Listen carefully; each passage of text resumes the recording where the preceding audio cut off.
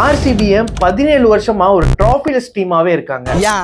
நிறைய பேரு நிறைய காரணங்கள் சொல்லியிருந்தாலும் ஆர்சிபியோடைய இந்த லிமிடெட் சக்சஸுக்கான காரணமா நான் பாக்குறது அவங்களுடைய யூசேஜ் ஆஃப் ரிசோர்சஸ் அப்படிங்கறத சிம்பிள் டேர்ம்ஸா சொல்லணும் அப்படின்னா ஒரு டீம்ல இருக்க பிளேயருடைய ரோல். ஒரு ஐபிஎல் ஸ்குவாட்ல 1/3 ஆஃப் த ஸ்குவாட் ஓவர்சீஸ் பிளேயர்ஸா இருப்பாங்க. அதாவது 8 பிளேயர்ஸ். ஒரு டீம் ஆக்ஷன்ல அவங்க பிளான் பண்ண மாதிரி 8 ஓவர்சீஸ் பிளேயர்ஸையுமே எடுத்துட முடியாது டியூ டு இட்ஸ் காம்படிஷன். 2016ல ஆர்சிபி ஒரு பயங்கரமான டீம் வச்சிருந்தாங்க. டாப் 5ல 3 world class batters, Chris Gayle, Shane Watson and AB de Villiers.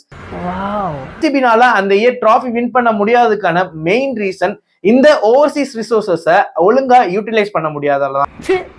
And ஒவ்வொரு டீமும் ஓவர்சீஸ் ரிசோர்சஸை எப்படி பிளான் பண்ணும் அப்படின்னா பிளேயிங் லெவன்ல ஆடக்கூடிய ஓவர்சீஸ் பிளேயர்ஸுக்கு ரோல்ஸ் ஒரே மாதிரி இருக்கக்கூடாது. பிளேயிங் லெவன்ல கன்ஃபார்மா ஆடக்கூடிய 4 ஓவர்சீஸ் பிளேயர்ஸ் இருக்கணும். அவங்களுடைய லைக் டு லைக் ரீப்ளேஸ்மெண்ட்ஸ் தான் பேக்கப்ஸ்லயும் இருக்கணும். இன்கேஸ் ஒரு ஓவர்சீஸ் பிளேயர் இன்ஜுரி ஆயிட்டாரு அப்படின்னா அவங்களுடைய லைக் டு லைக் ரீப்ளேஸ் பண்ணிடுவாங்க, டீமோடைய பேலன்ஸ் சேஞ்ச் ஆகாம. சோ ஆர்சிபி அவங்களுடைய ஓவர்சீஸ் ரிசோர்சஸை இந்த வருஷம் எப்படி யூஸ் பண்ண போறாங்க அப்படிங்கறத பார்ப்போம்.